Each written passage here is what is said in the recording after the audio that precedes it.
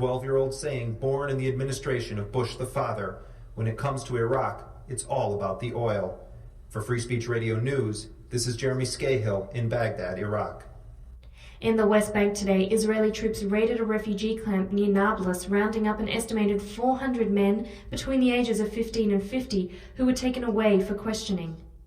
It marked the fourth straight day Israeli troops have surrounded the Nablus area, which remains under curfew.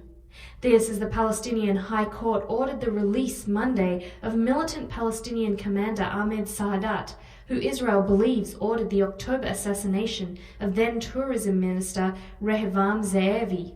It was Saadat's incarceration that ended the Israeli military's month-long siege of Yasser Arafat's compound in Ramallah. From Ramallah, Awad Duabe reports. Israel considers the verdict of the Palestinian Supreme Court to release Ahmed Saadat, Secretary General of the Popular Front for the Liberation of Palestine, as a very dangerous one.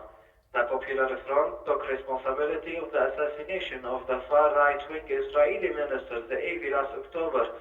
However, the trial of the PFLP activist ended the siege of Yasser Arafat in Ramallah last month.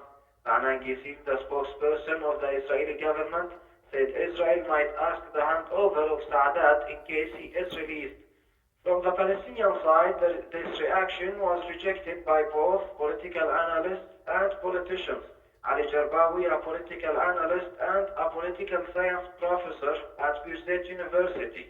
Amazing how the Israelis want us to have reform and independent judiciary on the one hand, and on the other hand, when we have a decision like this, they don't want us to abide by it. So it tells you how the reform from the Israeli viewpoint.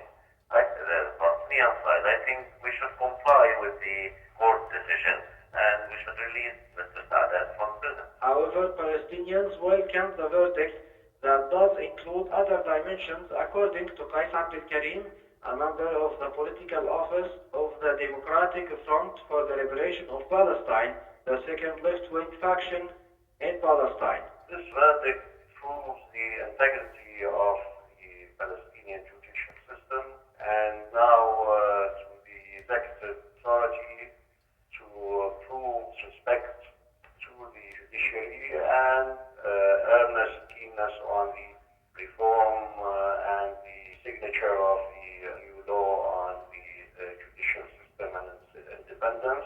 The decision by the court should be applied or implemented immediately. The PFLP had already organized a protest in Ramallah demanding the release of its Secretary General, but none of the PFLP responsibles accepted to comment on the verdict to us.